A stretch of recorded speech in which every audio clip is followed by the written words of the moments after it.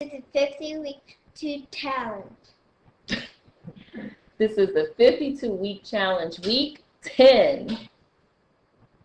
Do it. This 50-week challenge, week 10. Do like this, week 10. Week 10. All right, one more time. Come on. This is the 50-week challenge, week 10.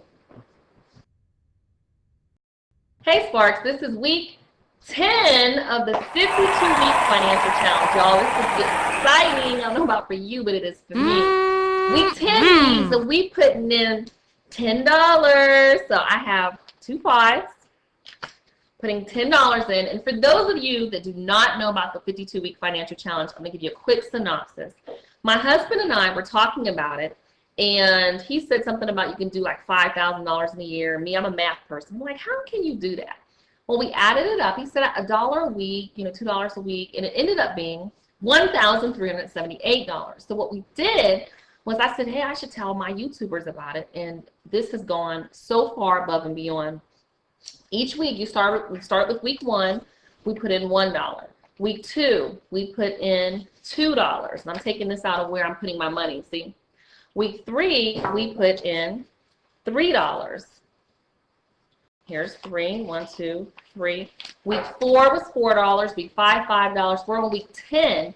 Right now we have a total of $55. Now, I'm getting some of you that say, well, can I join? Can I get in? Look, this ain't no club. Get in. Put your $55 in and then start week 11, $11. If you're doing it, some people are doing it bi-monthly. If you're doing it monthly on your fixed income, do something. And then don't sit up there and say, I can't do it. I just don't have enough. Do a variation. If you're not able to do $1 a week, do 50%. If you're not at week 10 and you don't have it, put $5 in. Because remember, with our challenge, we'll end up with $1,378. But again, 50% of that, okay, $1,060-something. So you can do it. I don't want to hear no excuses. They're tools of incompetence that build mountains of nothingness, and those that use them amount to absolutely nothing. So anyways, I'm still reading What Makes the Great Great. This is a phenomenal book. I read the first chapter again, highlighted. I also wanted to let you all know, listen, this is what we call getting rich slowly.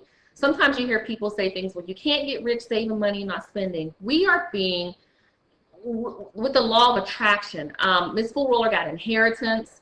Others are just getting money from everywhere. They're thinking outside the box. They're selling things. I got one lady on here, she's awesome, and she has her spouse that's saving it per day, and she's gonna have like $9,000. I've seen someone else comment that they're saving their amount and another amount to give away. You all are phenomenal.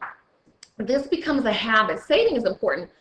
I will admit, when I first started this, I told my husband, $1,000 in a year. I'm like, nobody's gonna want to do that. And over 500 that I know of are doing it. There is a bike group that I'm going to talk about next week on week 11 that's doing it. Some Latinas, welcome. I forgot about you. But it's important to think about it. So for me, the challenge is fun.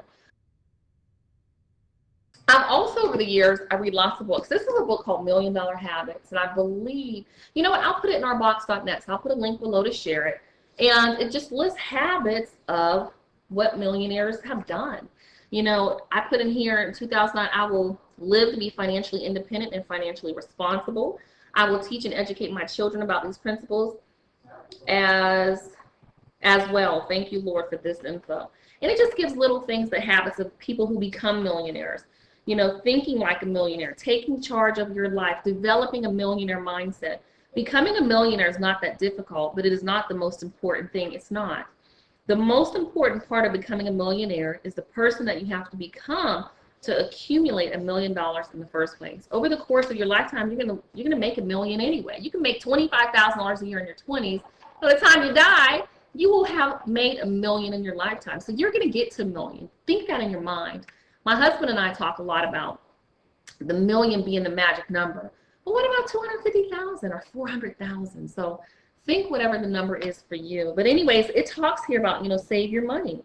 Self-made millionaires develop the habit of regular saving and investment from an early age. I am just commending those of you that have your children on the journey. My kids have, money set up and set aside and things like that. Pay yourself first. So anyways, It's about, this is phenomenal. I'm going to put a link for the PDF for $1 Million Habits. You can get it from your library. You can go to Amazon. I probably paid $3 or $4 for this knowing me. So anyways, y'all rock. Thank you for watching. 52-week challenge. Put a comment below. What has happened since you've been on this challenge? What has changed about you and your thinking? All right, y'all rock. Talk to you later, and peace.